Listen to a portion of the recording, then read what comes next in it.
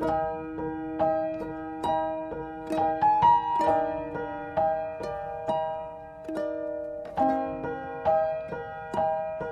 kita berdoa.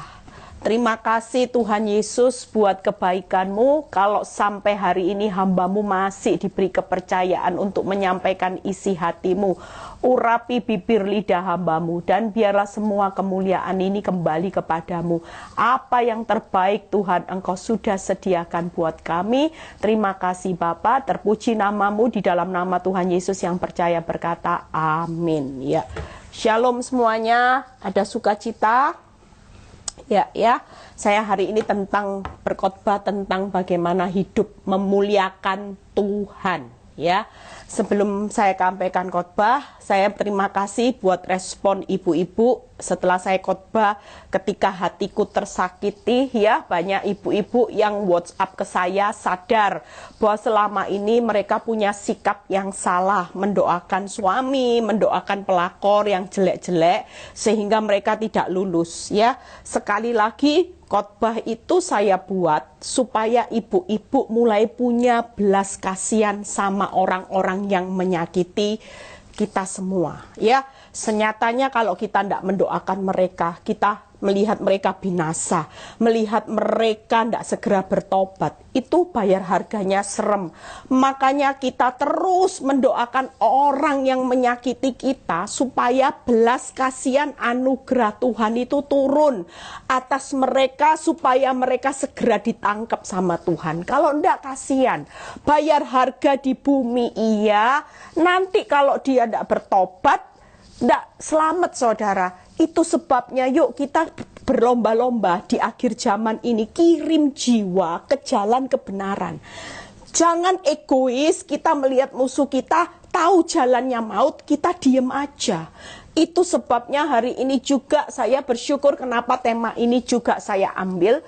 Karena ya beberapa hari yang lalu saya bertemu dengan seorang ibu cerita, dan ibu ini luar biasa menceritakan kehidupannya saudara.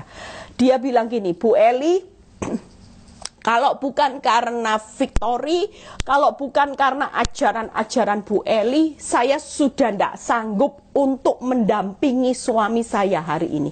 Singkat cerita saya tanya, kenapa Ibu? Saya tanya. Karena Bu Eli tahu hari itu ketika suami saya diberkati sukses, kaya, Bu Eli tahu dia berzina ya, berselingkuh. Dia hari itu juga sombong, suka menghina saya.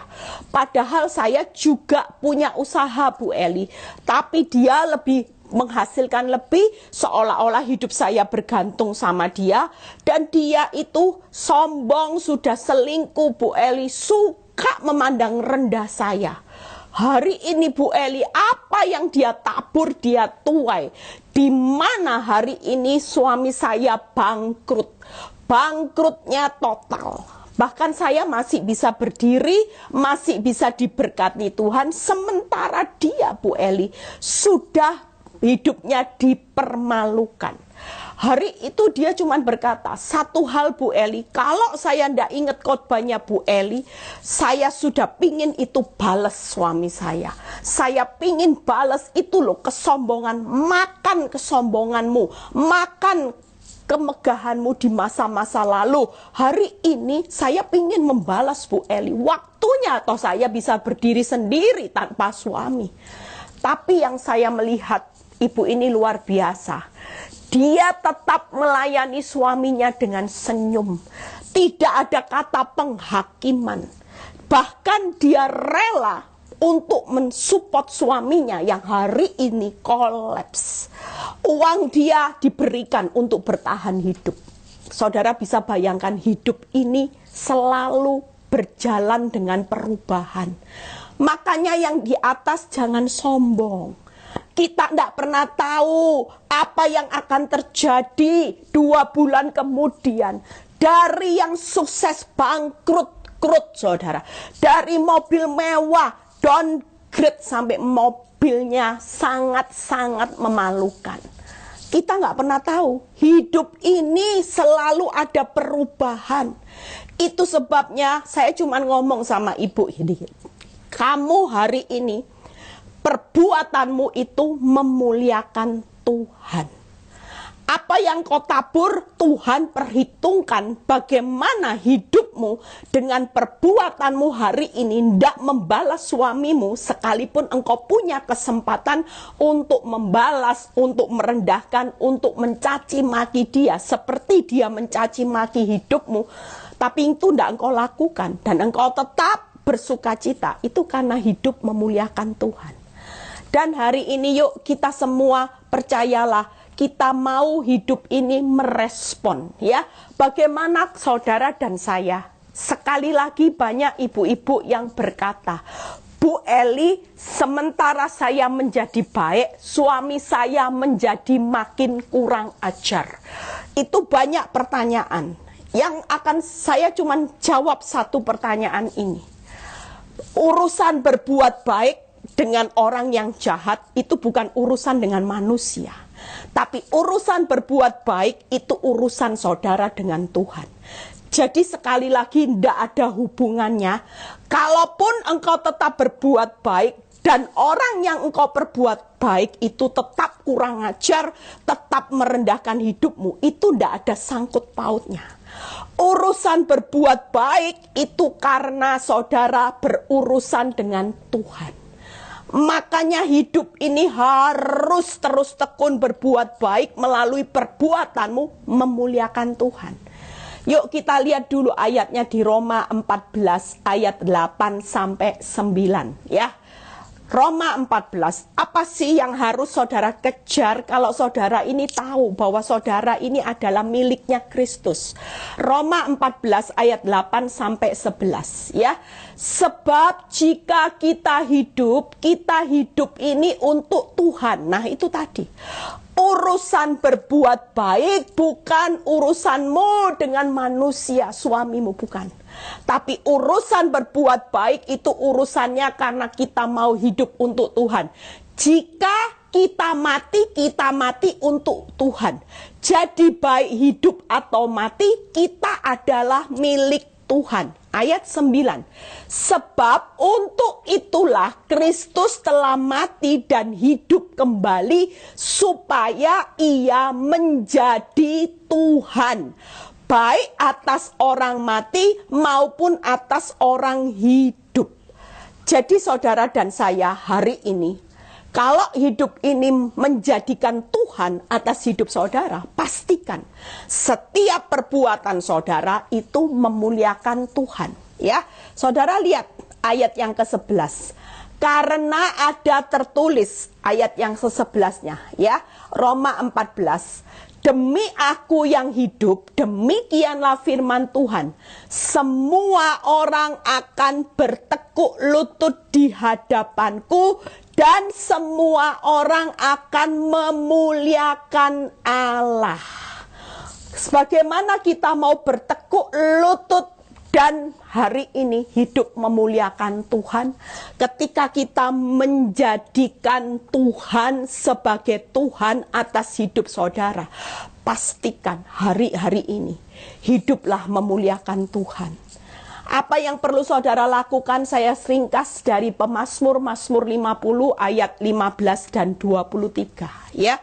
Jadi hari ini apapun yang terjadi, mulai bawa hidupmu. Kalau ini tidak memuliakan Tuhan, jangan dilakukan. Marah itu memuliakan Tuhan? Tidak, saudara. Orang kecewa itu memuliakan Tuhan? Tidak. Orang dendam itu memuliakan Tuhan? Tidak. Saudara balas yang jahat dengan yang jahat itu memuliakan Tuhan? Tidak. Waktu saudara dikatai bodoh, saudara balas bodoh, itu memuliakan Tuhan? Tidak. Makanya hari ini kalau saudara sedang menjadikan Tuhan, yaitu sebagai Tuhan atas kehidupan saudara, hidup mati saudara untuk Tuhan. Pastikan hari ini, yuk kita baca Mazmur 50 ayat 15 dan 23 ya. Berserulah kepadaku pada waktu kesesakan. Lihat ya. Berseru itu berdoa. Aku akan meluputkan engkau dan engkau akan memuliakan aku. Jadi kehidupan doa itu kehidupan yang memuliakan Tuhan. Makanya waktu saudara baca ayat ini, kalau saudara lagi ngalami masalah yang benar-benar saudara tidak bisa ngapa-ngapain, ya, saudara tidak usah melakukan apapun. Daripada saudara merenungi nasib, saudara merenungi masalah, saudara hari ini terpuruk, itu bukan perbuatan yang memuliakan Tuhan. Kalau hidup saudara tiap kali ada fakta buruk dan saudara takut, khawatir, saudara stres, depresi, itu jelas bukan memuliakan Tuhan. Justru itu satu bahan memuliakan iblis. Iblis akan tahu kelemahanmu. Kenapa waktu engkau stres, iblis bisa baca hidup saudara dan saya tidak punya iman. Hidup saudara mulai meragukan Tuhan di tengah situasi yang sulit. Itu sebabnya hari ini daripada saudara stres, tidak ada solusi. Lebih baik ambillah waktu untuk berdoa. Karena firman Tuhan berkata, berserulah, berdoalah kepada Tuhan pada waktu kesesakan, maka Tuhan akan meluputkan. Nah, Tuhan akan meluputkan saudara dan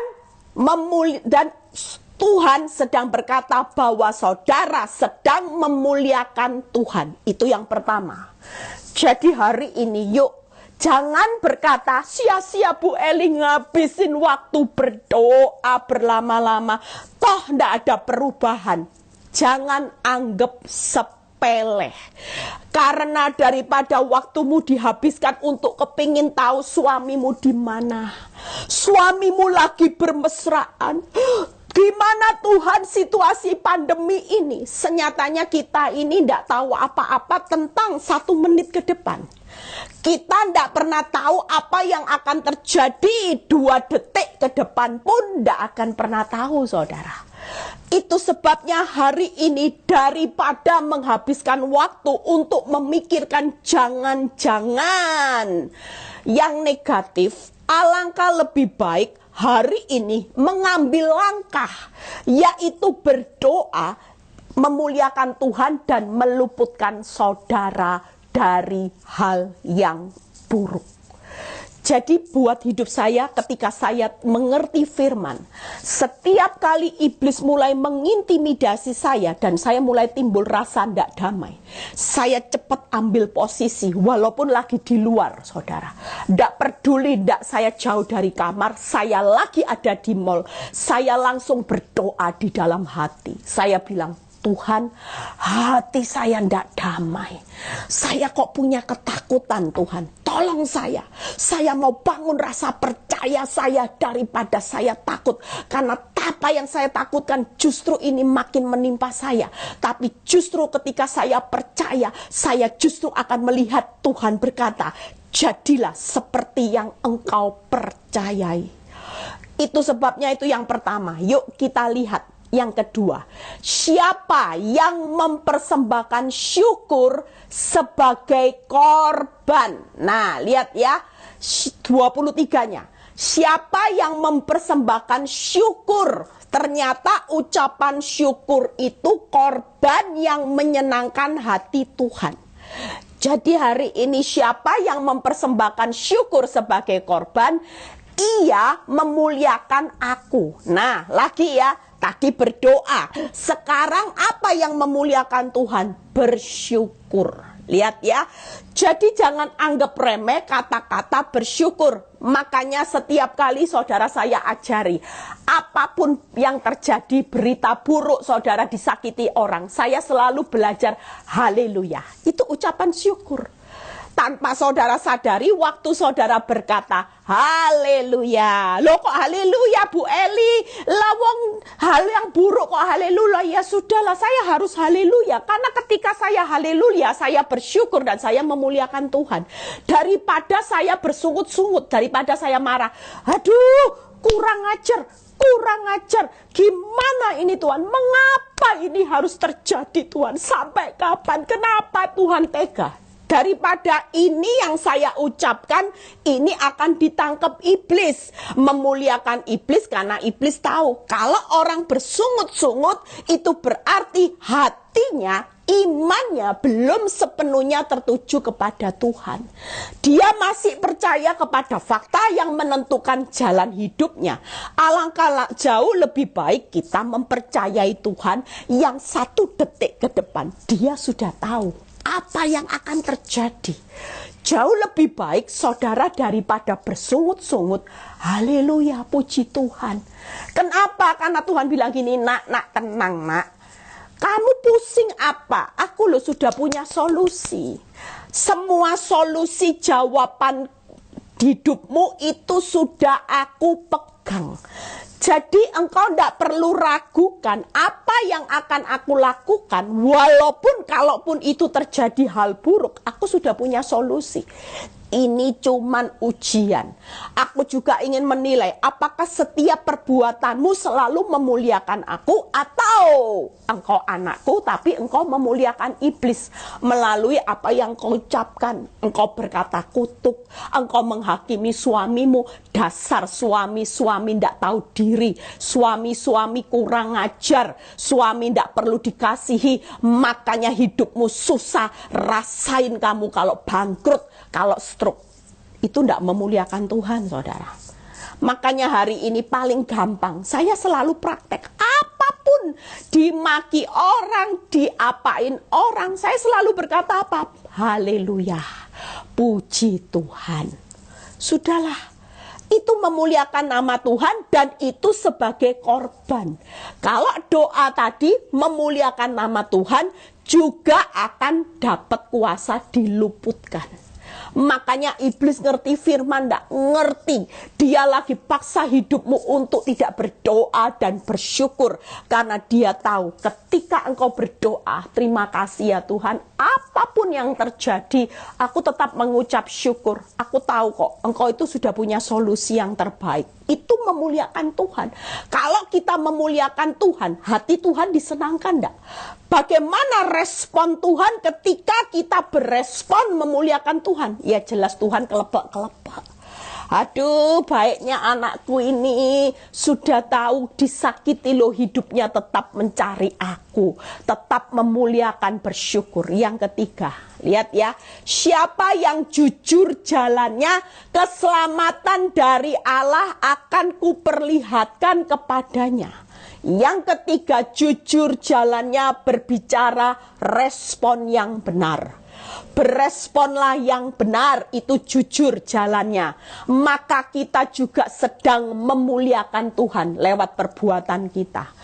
Orang yang tidak jujur jalannya jelas itu memuliakan iblis. Dan ada keuntungan. Kalau kita selalu konsisten dengan respon yang benar, maka Allah akan memperlihatkan keselamatannya. Jadi kita aman ya. 3 hal saudara, kalau hidupmu mau memuliakan Tuhan. Yang pertama yaitu berdoa, 3B. Yang kedua bersyukur. Yang ketiga beresponlah benar. 3 hal ini selalu juga mengikuti saudara di dalam segala hal. Kenapa? Karena ini sangat-sangat penting. Diluputkan, saudara memberikan korban yang menyenangkan hati Tuhan dan saudara akan diselamatkan. Semua janji Tuhan di dalam 3 ini, kalau engkau konsisten melakukan hidup memuliakan Tuhan melalui 3B, saudara takut apa? Yang buruk diluputkan. Saudara sedang mengumpulkan korban yang menyenangkan hati Tuhan. Tentunya kalau Tuhan disenangkan, sesuatu perkara besar akan terjadi. Dan Tuhan berjanji, nak, keselamatan yang daripadaku, jelas firman Tuhan berkata, akan kuperlihatkan. Kalau diperlihatkan itu nyata enggak saudara? Nyata enggak keselamatan yang daripada Tuhan? Diperlihatkan loh. Nyata. Makanya kalau kita baca firman, kita amati setiap kata, kita makin mengerti betapa luar biasanya janji Tuhan buat setiap kita yang konsisten. Sayangnya banyak anak Tuhan melakukan sesuatu itu tidak konsisten. Kalau keadaanmu baik-baik, engkau bisa berdoa, bersyukur, dan engkau jalanmu benar. Tapi waktu keadaanmu tidak baik, engkau diperlakukan jahat, engkau ditipu, engkau diskianati, engkau diselingkuhi. Yang namanya berdoa, bersyukur, dan jalan yang benar, itu sering kali saudara tidak lakukan. Saudara bilang gini, tunggu dulu, sekali-kali boleh Tuhan dia merasakan apa yang saya rasakan. Tanpa saudara melakukan, Tuhan pasti paksa orang yang menyakiti hatimu untuk merasakan apa yang dia lakukan. Karena itu sudah hukumnya Tuhan. Dia Allah yang adil. Tapi yang jadi pertanyaannya hari ini, maukah saudara hari ini konsisten untuk melakukan apa yang menjadi hidup memuliakan Tuhan? Hari ini lakukan ini saudara. Berdoa terus lakukan. Saudara, saya buka ayatnya. Yuk kita bahas satu persatu. Jadi hari ini jangan takut ya. Ingat pesan Bu Eli di tengah masa sukar, percayalah hari-hari ini banyak orang sudah tidak bisa menciptakan solusi. Senyatanya saudara dan saya diciptakan bukan untuk menciptakan solusi. Karena bagaimanapun solusi masalah jalan keluar itu sudah ada. Tuhan sudah punya. Saudara tidak bisa merubah solusi daripada Tuhan.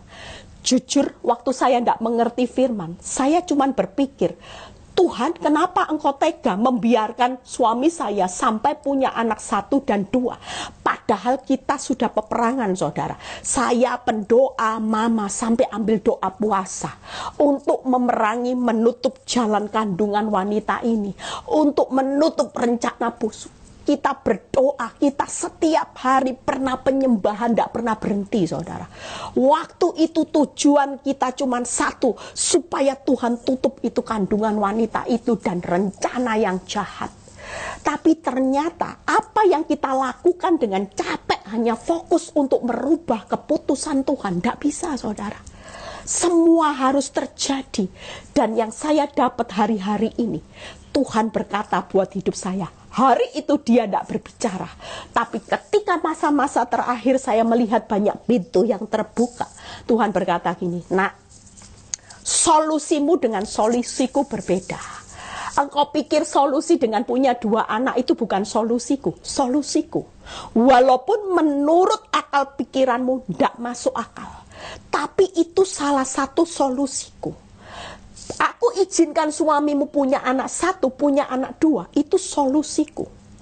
Menurut engkau harus tutup itu solusi. Bukan itu Tuhan. Bukan itu Tuhan. Itu bukan solusi. Itu menghancurkan hidupku dan keluargaku. Tapi itu solusi.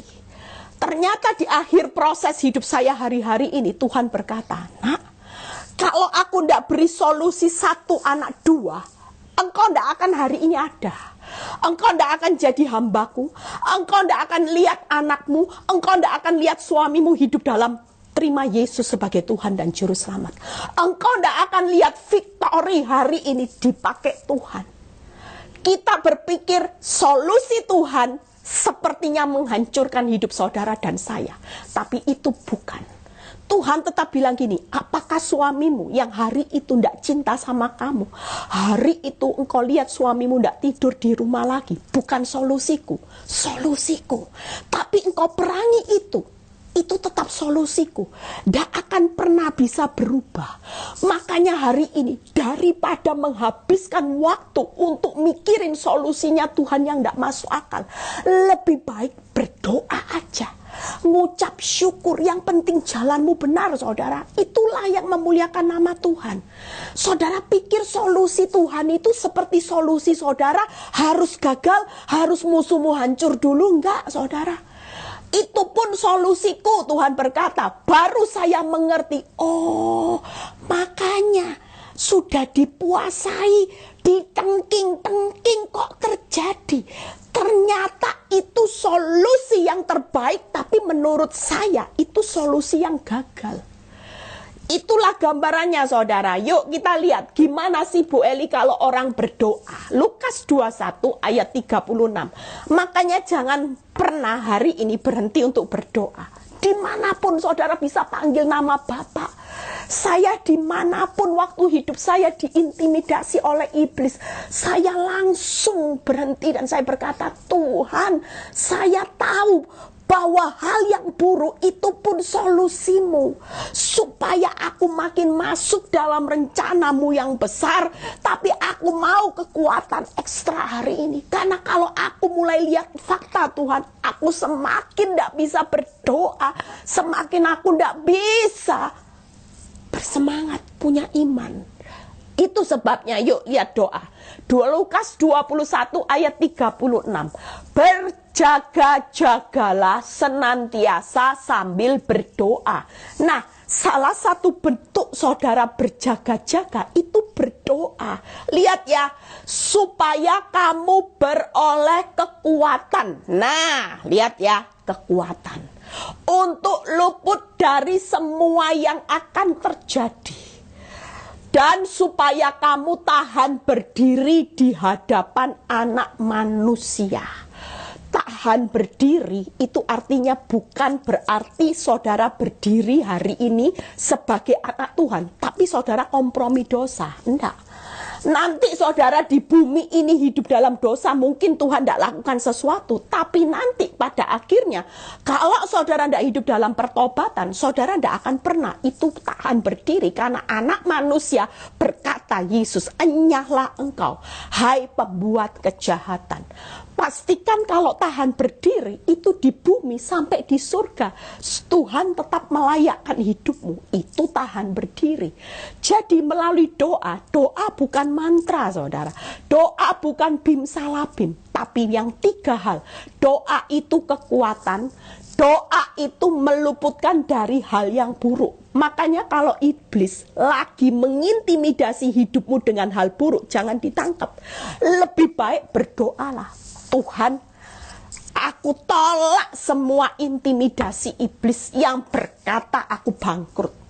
Aku tolak dengan firman, Allahku kan mencukupkan kebutuhanku menurut kekayaan kemuliaan. Apa yang dipersatukan Tuhan tidak bisa dipisahkan manusia. Tiap kali itu saya lakukan. Tiap kali iblis melempar sesuatu, jangan ditangkap mentah-mentah. Lewat doa, saudara lempar balik.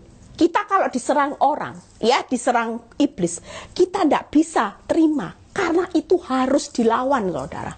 Saudara cenderung menerima, ya sudah nasibku, ya nasib. Memang aku harus menderita. Suamiku sudah lihat aku sudah tua. Sementara Tuhan yang namanya wanita itu masih muda, seksi, sudah menghasilkan anak. Aku belum Tuhan, aku tua lagi. Kalau itu saudara tangkap, maka saudara sedang membuka jalan yang lebar untuk iblis terus mengerjai hidupmu. Hari ini kita harus lawan dia balik supaya dia mundur. Kalau dia tidak dilawan, tidak mundur-mundur saudara. Maju terus ngerjai kita sampai kita hancur. Tapi kalau kita lawan, lawannya dengan iman yang teguh. Itu penting. Lewat doa, imanmu bangkit. Dan saudara akan mengucapkan sesuatu. Saya sering melakukan itu.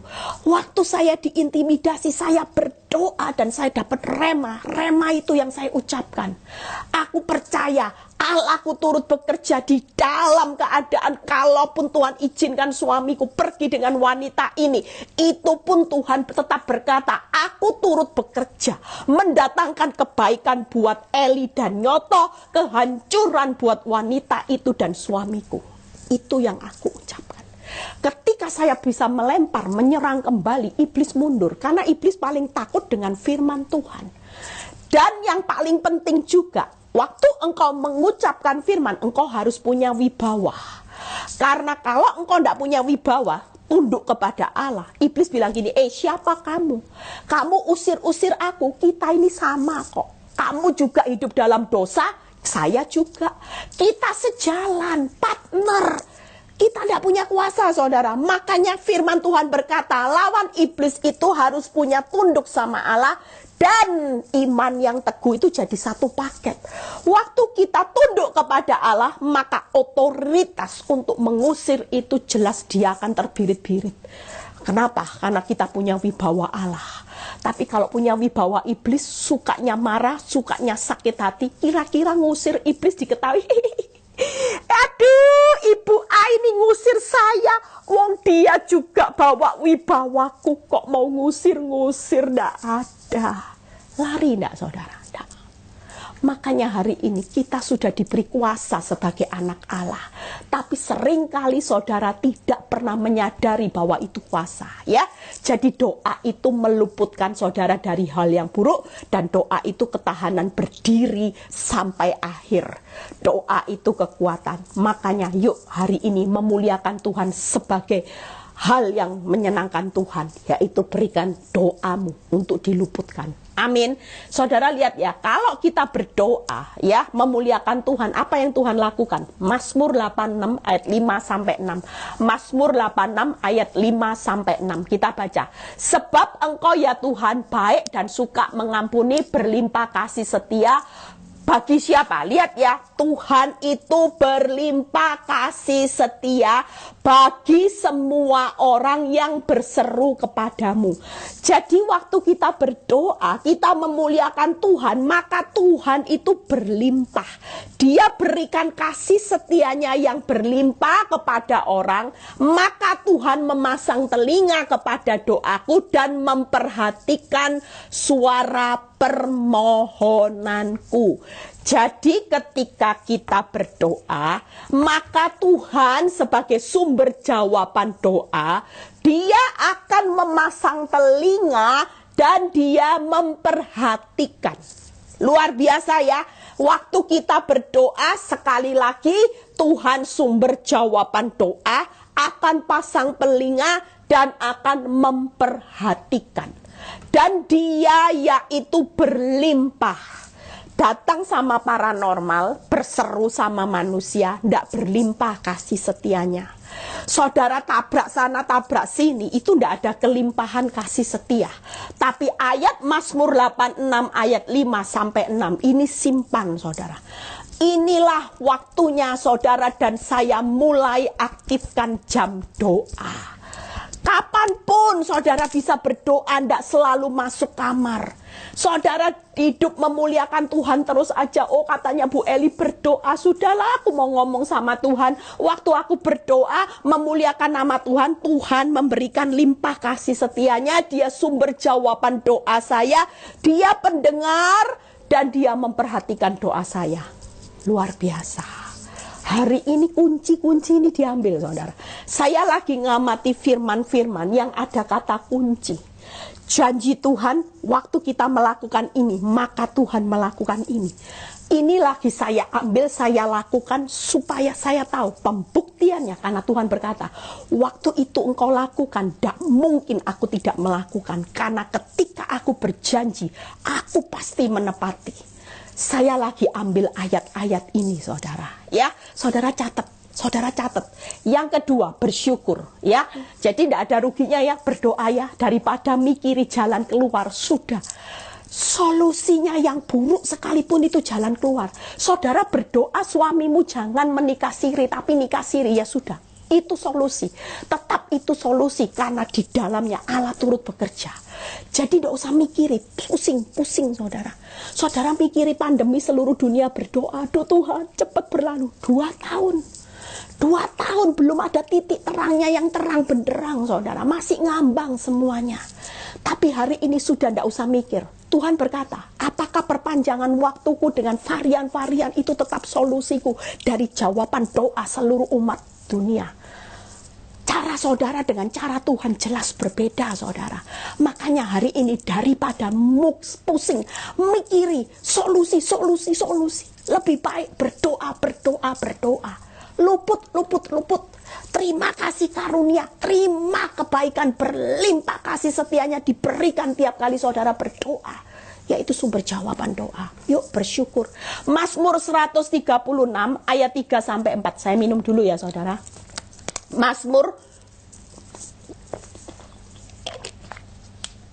136 ayat 3 sampai 4 ya. Bersyukurlah kepada Tuhan segala Tuhan. Lihat ya, orang yang bersyukur itu korban, menyenangkan hati Tuhan. Bahwasannya untuk selamanya kasih setianya kepada Dia yang seorang diri melakukan keajaiban yang besar. Saudara lihat ya, kita bersyukur bukan karena suami kita sudah baik. Kita bersyukur bukan karena usaha kita yang bangkrut sudah diberikan Tuhan, diberkati melimpah. Bukan. Yang Tuhan mau, korban syukur itu sebagai korban yang menyenangkan hati Tuhan dan memuliakan Tuhan. Kenapa? Karena kita bersyukur bahwa kita punya Tuhan segala Tuhan. Kuasanya yang hebat, saudara. Kita bersyukur karena kasih setianya itu selama-lamanya. Kita bersyukur karena Tuhan melakukan keajaiban-keajaiban yang besar seorang diri. Tangkap ya saudara. Jadi waktu saudara bisa bersyukur, itu korban yang menyenangkan hati Tuhan. Selalu katakan, Tuhan, aku bersyukur bukan karena suamiku, tapi aku bersyukur karena aku tahu Engkaulah Tuhan segala Tuhan atas hidup saya. Aku bersyukur karena kasih setiamu selama-lamanya atas hidup saya. Bukan hutang yang selama-lamanya, bukan pelakor wanita tobat selama-lamanya yang menimpa aku, tapi firman Tuhan berkata, kasih setia Tuhan bahwasanya untuk selama-lamanya. Waktu saudara bersyukur, kira-kira Tuhan di atas segala Tuhan yang besar kasih setianya, yang melakukan keajaiban-keajaiban yang besar, bertindak enggak saudara? Pasti saudara. Daripada tanya mengapa sampai kapan, Tuhan tidak punya kewajiban untuk menjawab pertanyaan saudara mengapa. Tapi Tuhan punya kewajiban memberikan solusi. Sekali lagi, Tuhan tidak punya kewajiban menjawab saudara mengapa ini terjadi. Tapi Tuhan punya kewajiban, Dia menciptakan solusi jalan keluar yang Dia sudah sediakan. Itu kewajiban Tuhan. Jadi jangan banyak tanya mengapa, sampai kapan, kenapa. Tidak punya kewajiban. Dia mau bawa saudara hidup tambah susah waktu saudara tanya mengapa. Saudara tidak berhak tanya mengapa. Tapi hari ini, daripada tanya mengapa, sampai kapan, kenapa, itu pertanyaan yang membuat menyebalkan.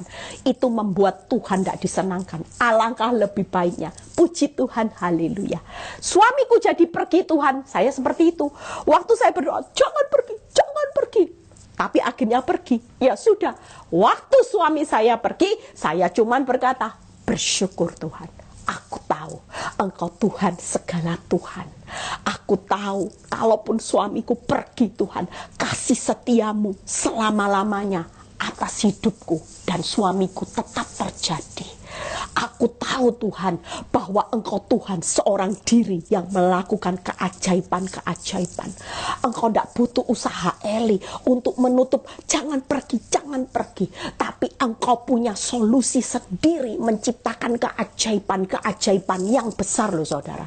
Ayat ini luar biasa. Waktu saya baca, ya ampun Tuhan, kenapa saya dari dulu kok tidak ngerti ya firman ini? Kok saya bego?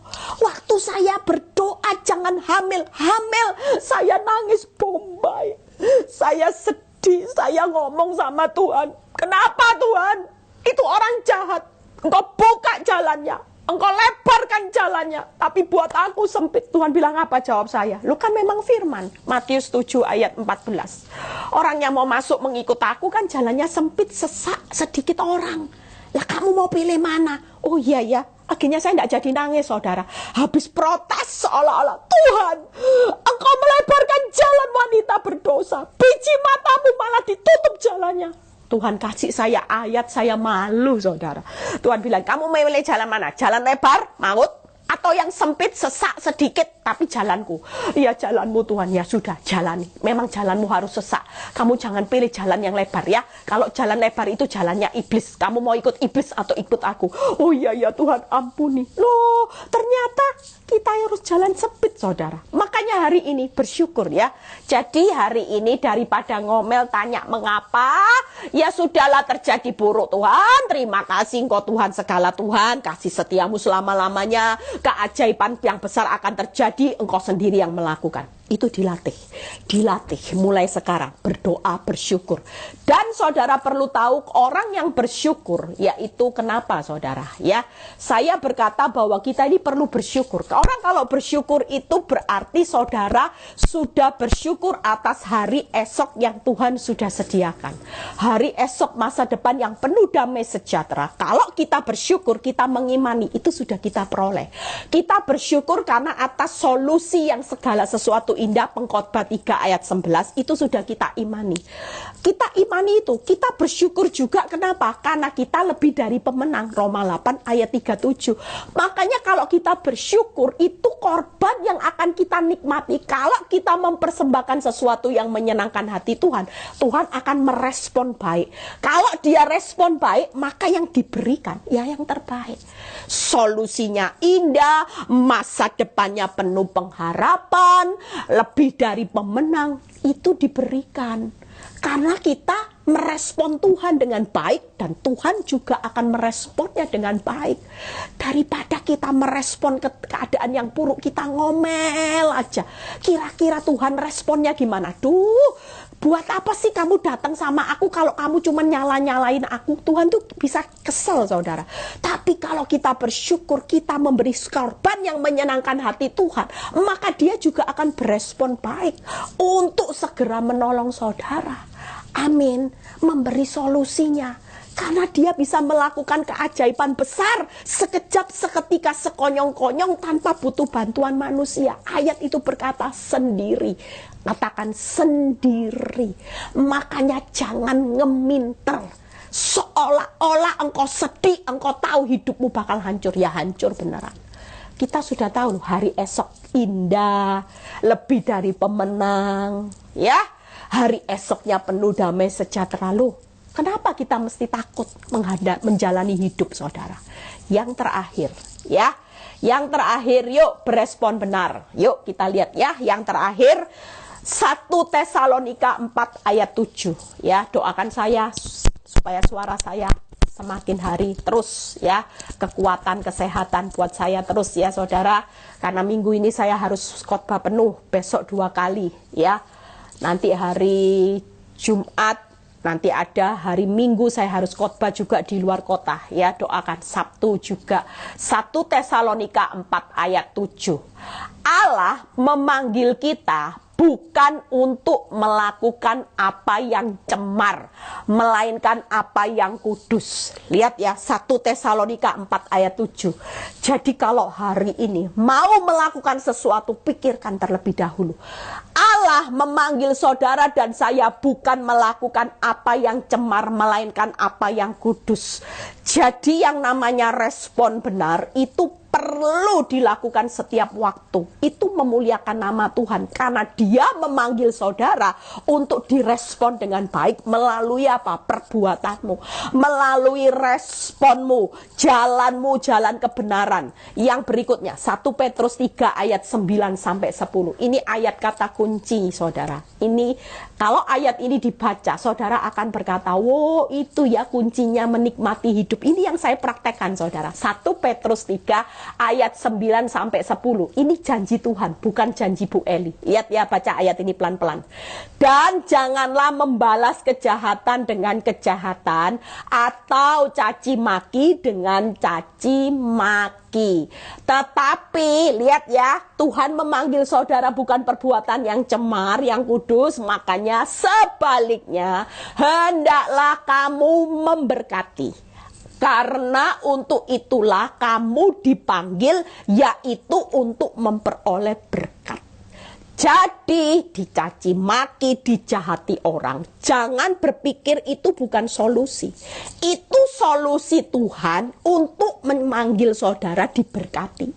diberkati. Tangkap saudara. Karena Tuhan memanggil saudara bukan untuk hal yang cemar, yang kudus. Makanya firman ini berkata, kalau ada orang yang caci maki kamu, yang jahat saat kamu baik, itu solusiku untuk menjawab doamu. Tuhan berkati aku, berkati usahaku, berkati tokoku. Itu cara solusiku untuk memberkati anak-anakku. Dikirimlah dulu proses ujian. Seret. Waktu engkau tidak balas kejahatan, caci maki, itulah solusiku untuk memberkati hidupmu. Karena waktu aku panggil hidupmu untuk disakiti, engkau taat melakukan respon yang benar. Makanya aku berkati. Itulah cara Tuhan. Jadi kalau hari ini mertuamu galak, pelakor galak, ya suamimu galak, iparmu galak, temenmu nusuk kamu dari belakang, itulah solusi Tuhan memberkati hidupmu. Jangan ditengking-tengking, jangan didoakan mertua cepat mati, jangan. Nanti panggilan berkat itu diambil. Saudara ndak menikmati apa-apa, malah dipakai iblis. Lihat ayat ke-10. Siapa yang mau mencintai hidup dan melihat hari-hari baik. Saya baca ayat ini ya, saya mau cinta hidup lah, hari-hari baik loh. Lah gimana saudara, masa mau lihat hari-hari ndak baik? Ya hari-hari baik lah. Ia harus menjaga lidahnya. Ini lidah terhadap yang jahat dan bibirnya terhadap ucapan yang menipu. Makanya kalau kita hari ini saya singkat ya, kalau mau menikmati berkat Tuhan, menikmati hidup, menikmati hari-hari baik, beresponlah yang benar, yaitu jangan balas jahat ya. Mulai sekarang jangan balas caci maki mertuamu pelakor, jagalah perkataan. 3 hal. Respon yang benar. Kalau saudara tahu kata kuncinya, firman Tuhan berkata, nak, ini solusiku untuk memberkati engkau. Ini solusiku untuk engkau menikmati hidup. Ini solusiku untuk engkau menikmati hari-hari yang baik bersama aku. Cirinya sudah ada ketentuannya. 3 hal. Tidak suka tak? Jangan balas jahat mulai hari ini. Jangan balas caci maki. Kalau saya dicaci maki orang, saya selalu balas haleluya, puji Tuhan. Dikatai orang, haleluya, puji Tuhan. Perkataan saya tidak mau perkataan kutuk. Kalaupun saya dikata-katai orang, saya berusaha, tidak apa-apa. Aku memberkati kamu. Aku memberkati hidupmu. Kamu tadi pagi fitnah aku tetap mengasihi kamu. Jaga perkataan. Saudara lihat ya, hari-hari ini semua kata kunci itu Tuhan sudah berikan lewat firman. Iblis lebih tahu firman daripada saudara. Makanya iblis berusaha mencuri banyak janji Tuhan. Hal yang sepele. Solusi berkat, solusi menikmati hidup, solusi menikmati hari-hari baik. Itu sudah ada jelas. Makanya hari ini kalau mertuamu galak EGP, emangnya gua pikirin engkau galak, ini solusi Tuhan memberkati aku. Aku baikin engkau galak lagi, ini solusi berkat. Aku mau menikmati hidup bersama Tuhan. Aku mau menikmati hari-hari baik bersama anak-anakku. Wow. Waktu saya mengerti firman ini, saya bilang, aduh, kenapa enggak dari dulu ya Tuhan? Kalau tahu dari dulu kan berkat tuh, berkat. Hidup enak, aduh, rugi saudara. Makanya banyak orang bilang gini, Bu Eli, kamu ini menikmati hidup loh Bu Eli. Heran, Tuhan kasih kamu menikmati hidup. Lah model-model kayak saya ini diberi anugerah saudara. Pandemi dibuat jalan-jalan. Pelayanan hari ini ya lebih enjoy, banyak kenal orang, banyak ditraktir orang loh saudara. Makanya kemana-mana ditraktir orang, ketemu orang ditraktir. Kemarin di Bali ditraktir, di Jakarta sudah banyak ini janjian. Orang mau tawari saya, ayo Bu Eli traktir makan ini, traktir makan ini. Sampai kemarin saya masih mau ke Singapura berapa bulan, orang sudah waiting list saudara. Dia bilang gini, Bu Eli, saya sudah book ya Bu, restoran yang paling mahal sudah. Bookingnya harus 2 bulan Bu Eli.